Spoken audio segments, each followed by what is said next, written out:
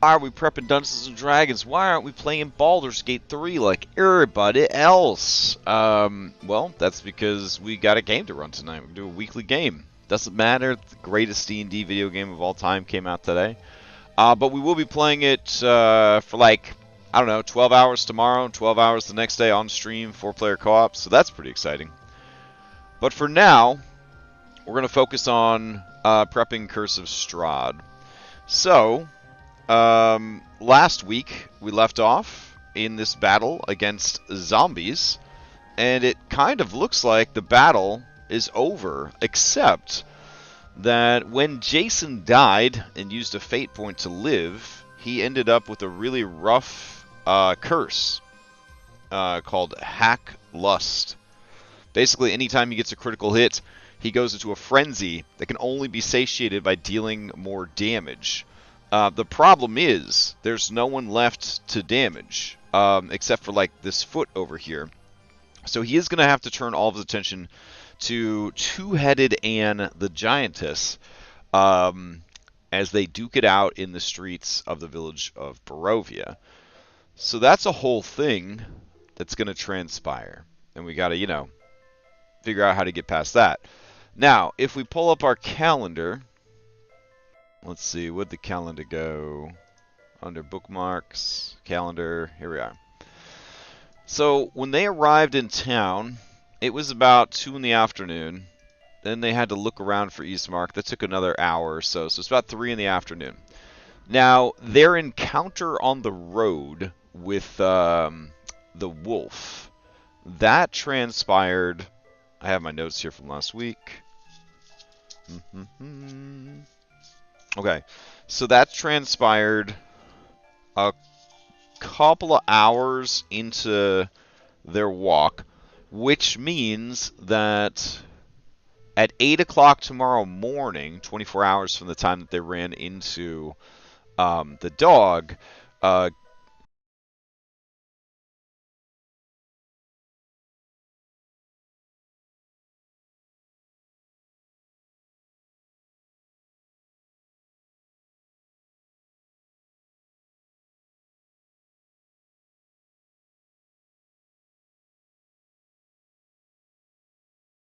stuff to do. That's fine. Gaibon and Slurka will pursue them and then attack them on the road. So, there you go. The cool thing about being able to fly or having a friend who could fly. Alright, so I've got the test world here, and I've got the actual world here. And we left off in the middle of the streets. And so, let's go ahead and grab our notes and see what we need to prep tonight. Alright. Bring this over here. And over here. Okay. So, let's see. 911 preps are all taken care of. The new Argon Vostalt has been dealt with. NPC merchants via piles, post-Civil War Valakai, and Krezk shopping wouldn't be a bad idea. Consolidate all lingering death saves, injuries, healing, etc. into one document. I feel like we all pretty much know how they work, so I'm not going to prioritize that too much. Add a Grim Hollow Skeleton transformation. I'm feeling lazy. I'm not going to bother doing that. Create a snare item. I do believe we created a snare item last week. Let's see. No? Did I? Oh, I must have created it in Daybreak. Alright. Hold on. Let's go grab Daybreak. Nothing like opening 3 Foundry games. It'll be fine.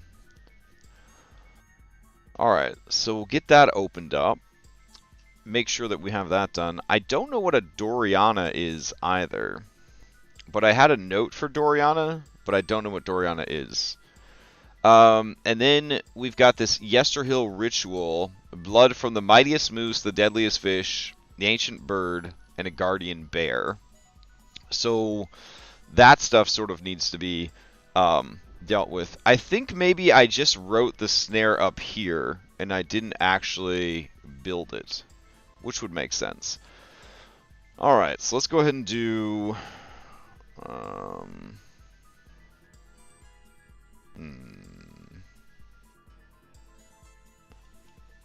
We'll do a hunting trap as the base. There we go. And we're going to call this Hunter's Snare. Okay. And we need something that sort of looks like that. Commodity, leather, like a wire. Damn. Oh, wait. Thread, not really feeling it. Biological, treasure, stone tech, materials. Nope. Alright, let's see if we can just find.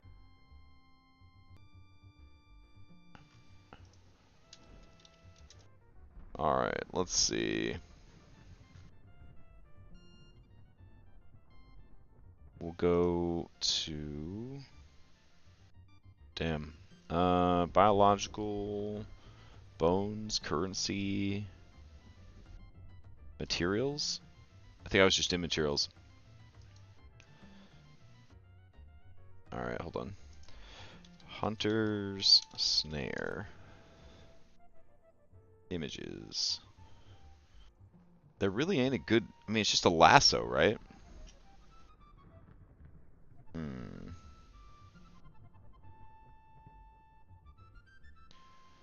Alright, so probably under equipment. Nope. I'm dying here. Consumables? Tools. Okay, feel like we're getting closer. Fishing. You know what? I'm just gonna go with this net and call it a day. Alright, so... Go ahead and grab this. And put that in there. Okay. A snare trap requires at least the following. When you use your action to set it, blah, blah, blah. Snare. Okay. I feel like this is less of an item and more of like an ability, though, when I think about it. So let's create a new item. And we're going to call this item a feature. And we're going to call it set snare. Because it took me forever to decide on it, so might as well use it. Alright. And I think we're good. So we can get rid of Hunter's Snare. And we will export this. Alright. And I think I was going to share this with Orf. I can't remember if he asked for this or not. And I'll send it to him anyways. Let's see. Work files. Snare. Okay. So we now have a mundane way to set snares, which is kind of cool. I guess I should make the groups aware of it. Alright. So I'll post it over in both of the Curse of Strahd games. Let's see. I'll put this in builds maybe. Someone requested the ability to set snares. ... Okay, and then we'll put it on Daybreak as well.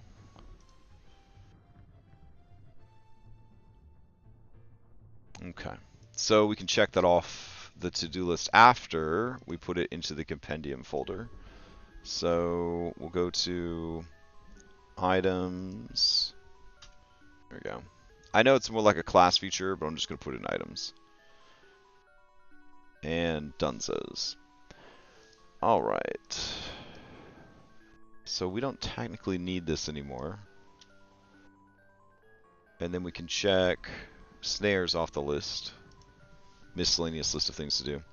Add full plate skeletons. Okay, so this should be pretty simple. We'll go to our actors, and we'll look for veteran. Alright, so veteran ain't there. So we'll go to actor, and we'll go to... Oh, man. We'll go to monsters? Or are we going to actors? I think we're just going to actors nowadays. Yeah.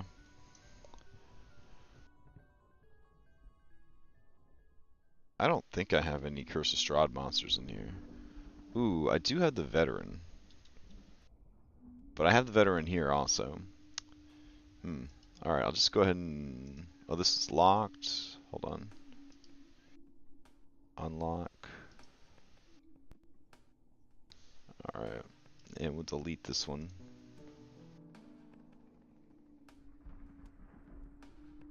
Alright.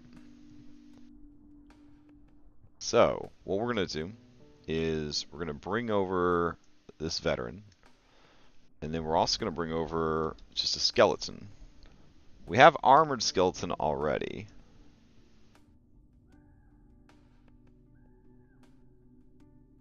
And armored skeleton's got a 19 armor class, which is actually better than the veteran. So what we need to do is we need to duplicate armored skeleton. And we need to call it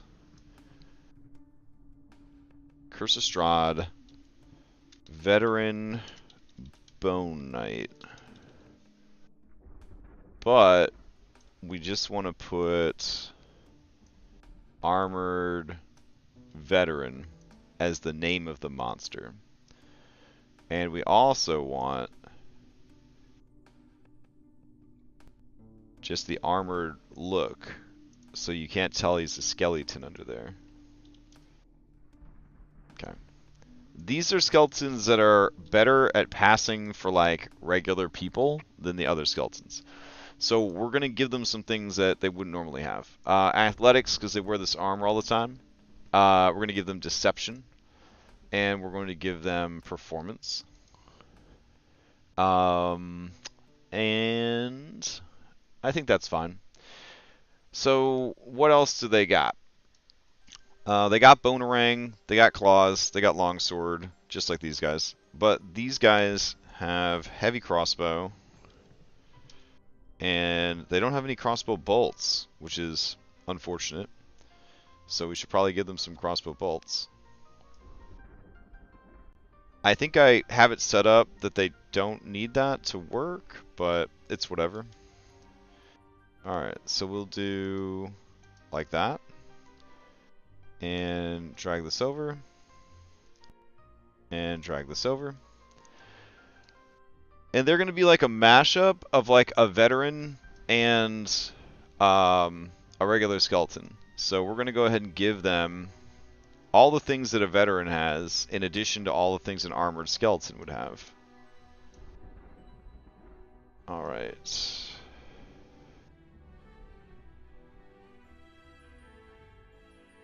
There we go. And we need to put these crossbow bolts in there. And I think that pretty much resolves that. We got to raise their CR a little bit. And I don't think they need anything else. Longsword, short sword, ability cornered, damage and immunities,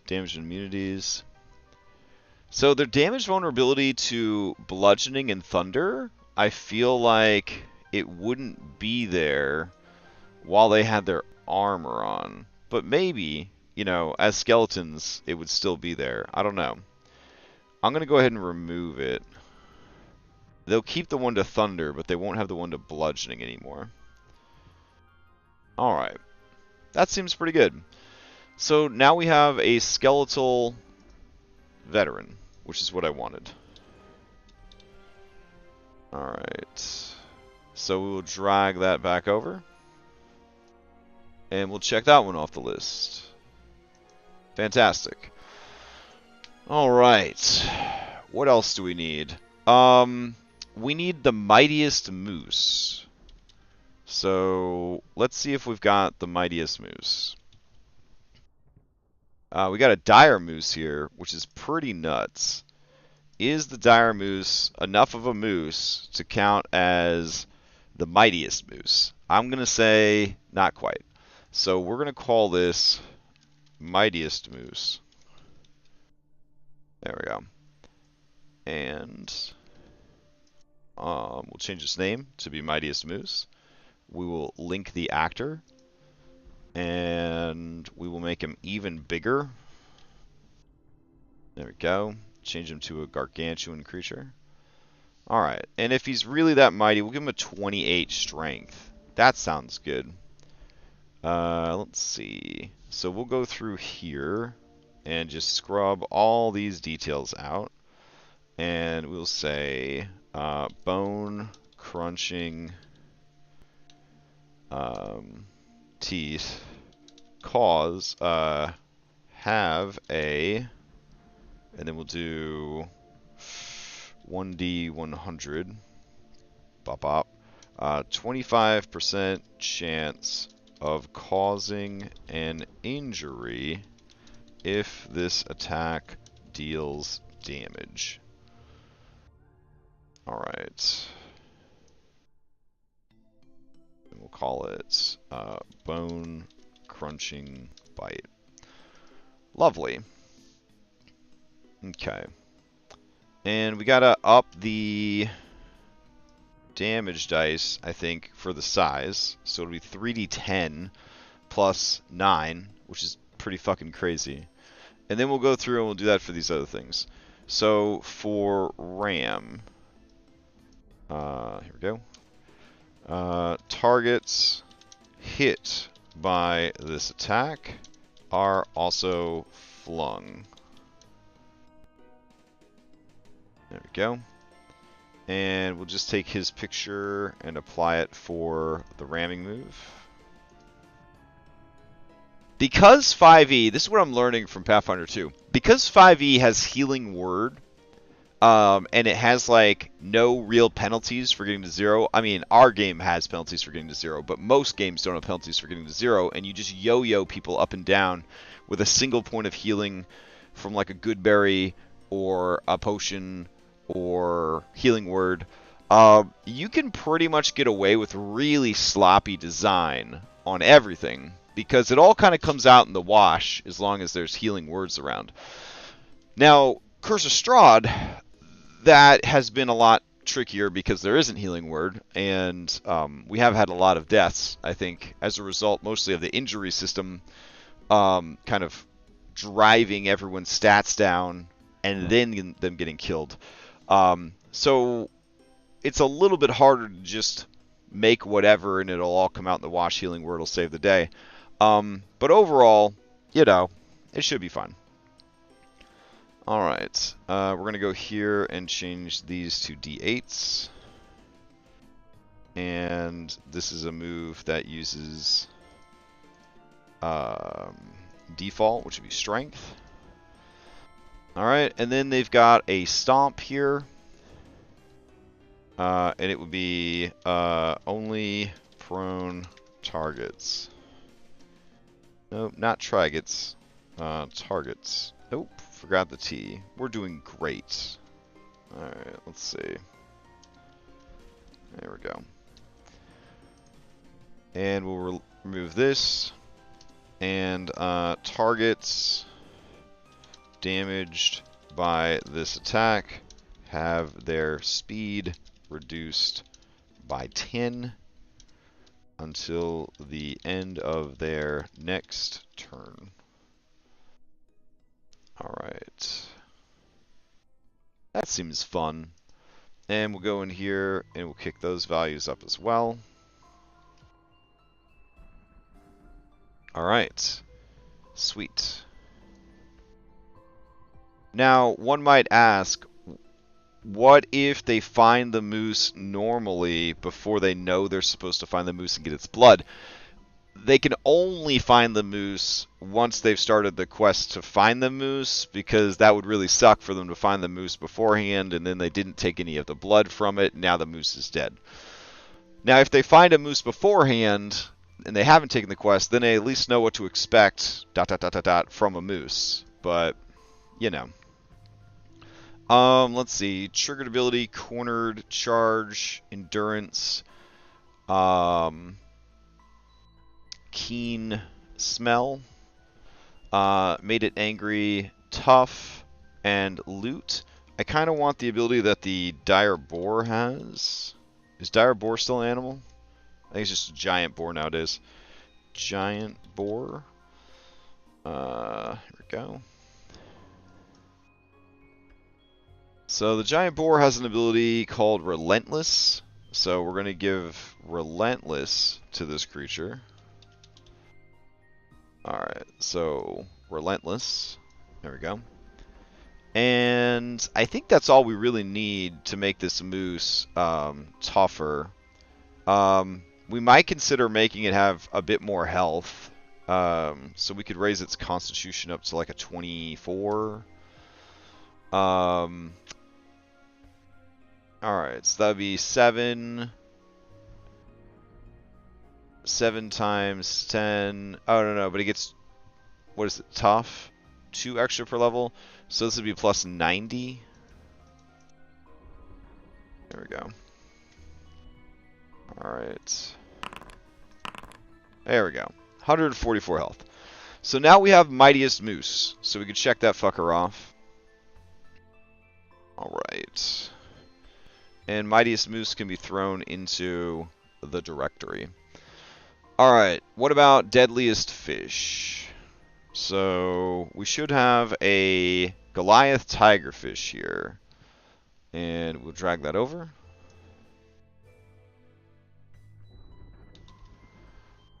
Alright.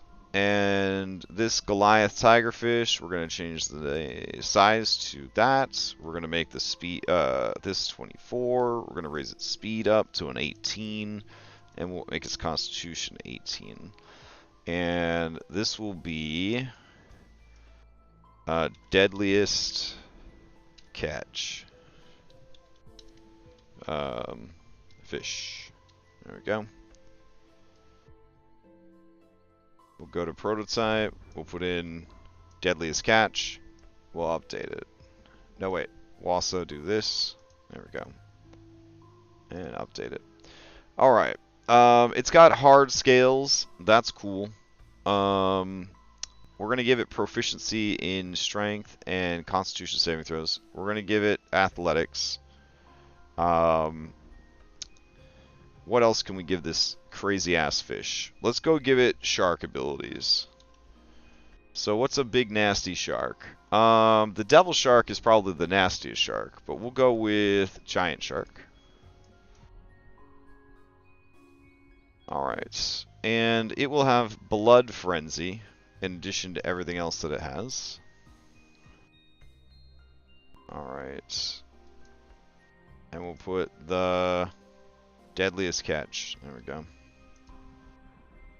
Oh, really? Okay. Hold on. Let's see. Paragraph. Wow. Okay. Oof. It doesn't want to get rid of that cool formatting. I'm just going to put has advantage. Sweet. It's already happening in the water, which makes this kind of rough as hell. We will boost this up to a CR5 fight. And we will go ahead and give it, we'll do 10 D20. Oh, that's right, because it's a bigger monster. Does that mean we got to modify the moose? Probably. 10 D20 plus 40. Alright, let's give this bad boy 180 health. Alright. Throw him in there. Excellent. Ugh. So we gotta go back and grab the moose. Alright. Mightiest Moose. I believe I can edit it from here. So its hit die just went up to a D20.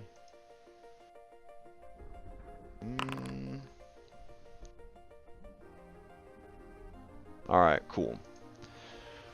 So we check Deadliest Fish off. We already have the Ancient Bird, which is the rock, and then we gotta have a bear. Alright, so we got that bear, and then over here, we've got that bear. So the bear's already in here. And then this is the Guardian Bear. Alright. The main thing that this bear is going to have is Sentinel feet. So let's give it Sentinel. And then we're going to grab the GG Robot. Nope, here we go. And we're going to give it all of the tanky abilities we can think of. So let's see. Ooh, I got an idea. We're going to give the ability to cast Stone Skin at will. Alright, so let's see. Details. At will. Cool. Alright. And let's see. Loot Bear Elemental. It's wonderful. It's got the Sentinel skill. It's got Keen Scent. It's got multi-attack. We're going to make it a CR5. We're going to kick this up to 25. We're going to kick Constitution up to a 26. There we go. We're going to make it Gargantuan. We're going to go ahead and give it 10d20 plus 80. Alright. And then we should also give it mobile. There we go. And that will kick all of its speeds up by 10. So it'll be 50, 40, 40. Alright. And then we should give it a roar. So I'm thinking the Lion Drake's roar might be pretty cool. So we're going to grab the Lion Drake and we'll bring this blood chilling roar over. There we go. And let's see what this thing's got. Give it saving throws in Constitution and Wisdom. There we go. Bone Chilling Roar. Recharge on a 4 to 6. Alright. Let's see. Oops. Let's see. Oh, only 15 minutes till the game. Shit. Alright. Let's see. The Guardian Bear lets out a terrifying roar, blah blah blah, 30 feet of the creature, and Guardian Bear for blah blah blah, causes paralysis. That's no good. Alright. Excellent. Let's see. The bite. Alright.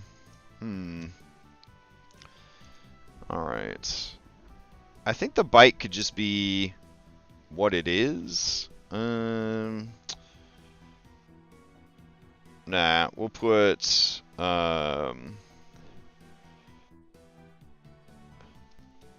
Vice Grip Bite. There we go.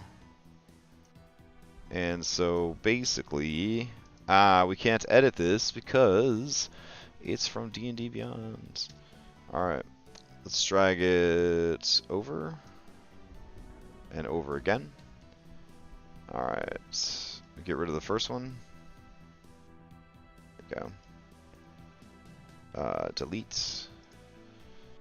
Alright.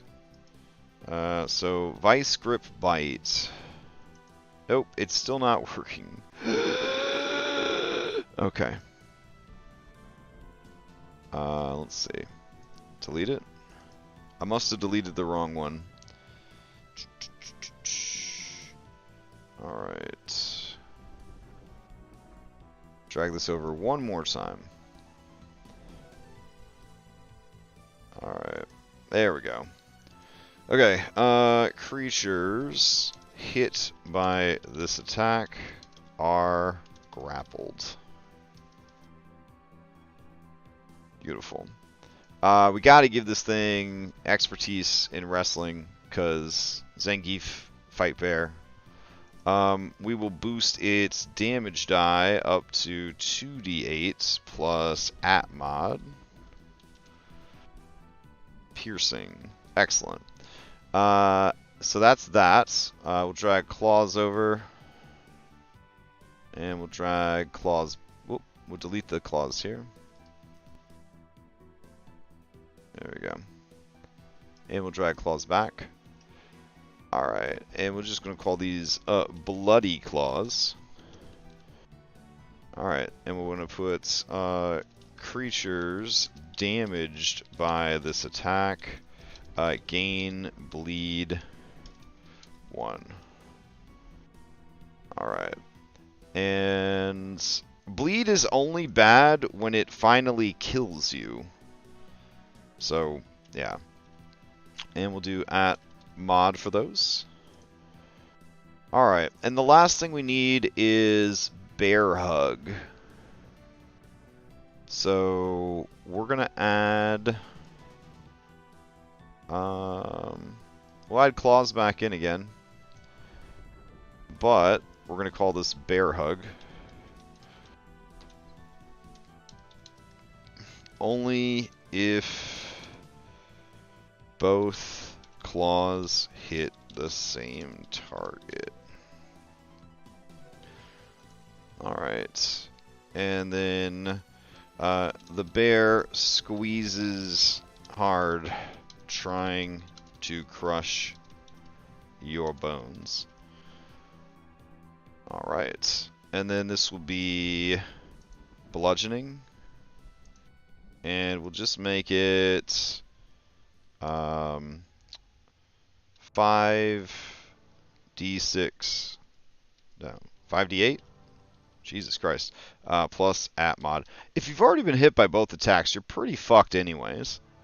So, I guess that's that. Action economy, bonus action. And dunzos. Alright. Happy with that. So we have Guardian Bear finished as well. All the Yester Hill dudes are ready for action. Alright. Beautiful. So we'll go ahead and drag Guardian Bear into this. Oof. Okay. So that solves that. A lot of stuff getting done here. I still don't know what the fuck Doriana is. So that's a little weird. And I didn't do the merchants, which I could have done. We might want to look at encounters for Nightfall. Give us a refresher of how that's going. Alright. So let's see. Max 3 encounters per day. Roll every hour. 18 plus on the road. 15 plus off the roads. Okay. So next up for them is 1d8 swarms of bats. Completely manageable. Alright. And then Friendly Stranger, Grave, Needle Blights, 4 Scarecrows on Parade, Aragol, Riding and Exploring. I think we've got plenty of encounters for them, because we know that they're going to do a lot of traveling. So that's all buffed out as well. Shit. Okay.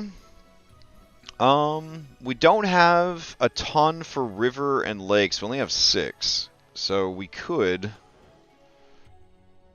grab a few more of those. Let's see. Clear chat. And open this up. And we got River Lake. 1, 2, 3, 4, 5, 6, 7, 8.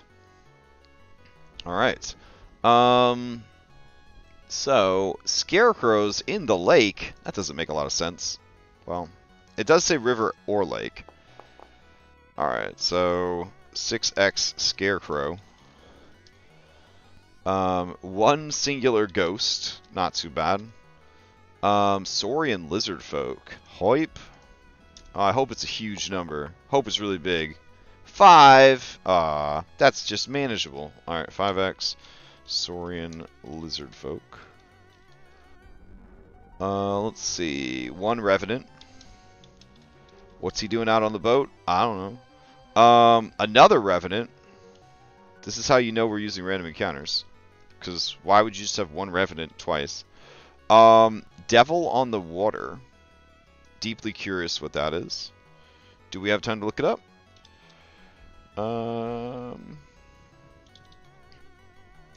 Probably. Let's see.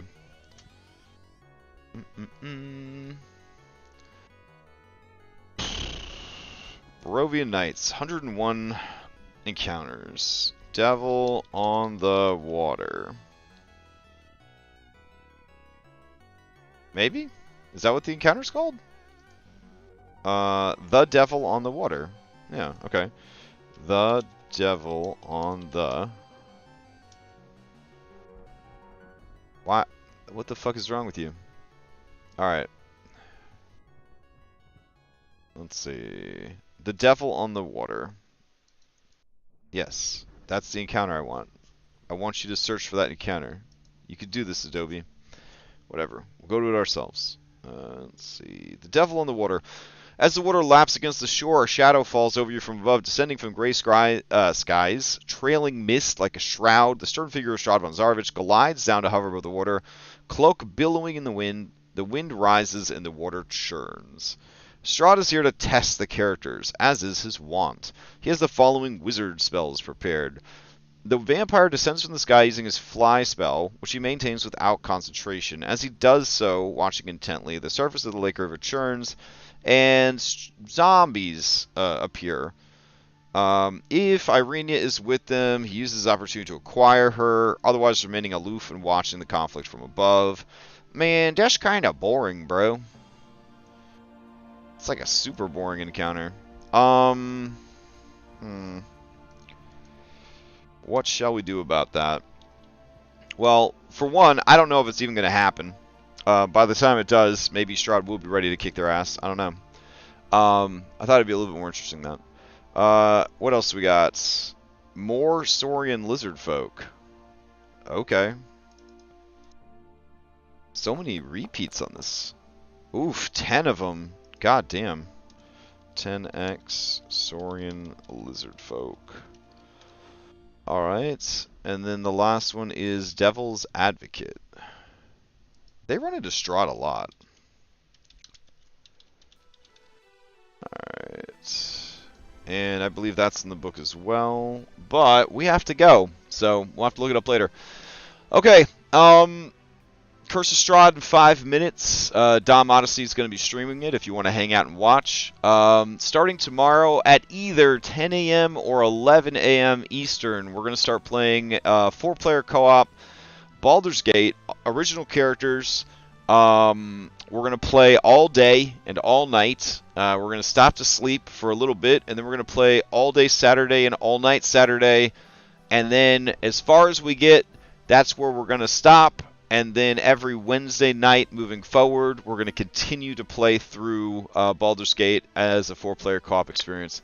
So I hope you join us tomorrow for that. I might have some prizes to give away for Extra Life while we're playing. I got a ton of like Kickstarter stuff that I ordered before the pandemic, and now it came in, and I don't really have time to do anything with it. So we might be giving away some minis, might be giving away some gift certificates. I don't know. Got stuff to give away. But for Extra Life, of course. For Extra Life. So we'll see what's going on tomorrow. And hopefully it's a good time. And if you are logging off now because your download's done for Baldur's Gate, I hope you have a great time playing it, and I will see you next time.